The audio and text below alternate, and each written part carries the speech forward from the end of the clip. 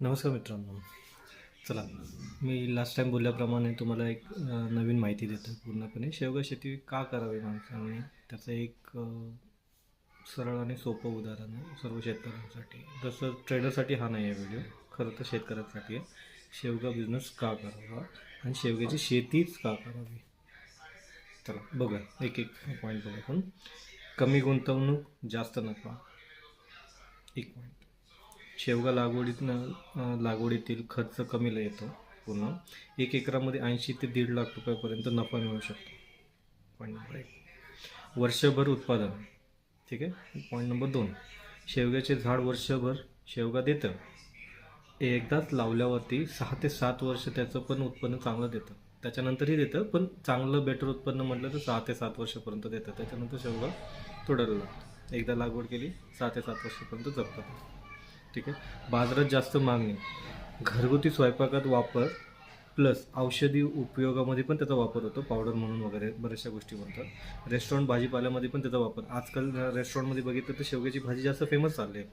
Chicken आणि इकडे हॉटेलचे जे रील चालले आहेत ना, त्याच्यामध्ये पण बघा व्हेज आणि श्रावण महिन्यामध्ये शेवगा जास्त रन केला होता. तर बऱ्याच लोकांनी शेवग्यावरती जास्त फोकस केलेला आहे. 3 गोष्टी. ठीक आहे. हवामान जास्त तर तग धरणारे असते ते पूर्णपणे. ठीक आहे. कोरड्या परिस्थितीमध्ये पण चांगलं वाढतं. कमी पाण्यामध्ये येणारं सर्वात मोठं आणि उत्तम पीक म्हणजे शेवगा आहे. हे लक्षात घ्या. म्हणजे जिथं पाणी आहे तिथे पण करू शकतो शेवगा, आणि जिथं पाणी कमी आहे तिथे पण शेवगा करू शकतो. म्हणजे सर्व शेतकऱ्यांना याचा फायदा आहे. ठीक आहे. दुसरं, आरोग्यासाठी सुपरफूड म्हणून डिक्लेअर केलेलं आहे. त्याच्यामध्ये vitamin A, C, calcium, iron भरपूर आहे. ठीक आहे. डायबिटीजसाठी पण महत्त्वाचं आहे.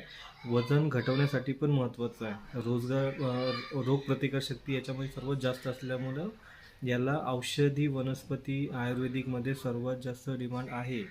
त्याच्या प्रक्रिया आहेत व्यवस्थित. त्यात आपण समजून घेतलं तर याच्यावरती जास्त आपण प्रक्रिया करू शकतो. त्याच्यासाठीच हा चॅनल केलेला आहे. आणि शेतकऱ्यांना माझी रिक्वेस्ट आहे की तुम्ही हा व्हिडिओ जर बघितला असेल तर लगेच ताबडतोब सबस्क्राईब करा, कमेंट करा, शेअर पण करा. असे तुमच्यासारखे जे जातीवंत आणि जे मेहनती शेतकरी आहेत ना, त्यांच्याशी मला कॉन्टॅक्ट करायचा आहे. कारण की या गोष्टीला आपण पुढे थोडं घेऊन जाणार आहे, तर त्याच्यामध्ये तुमचा सपोर्ट लागणार आहे.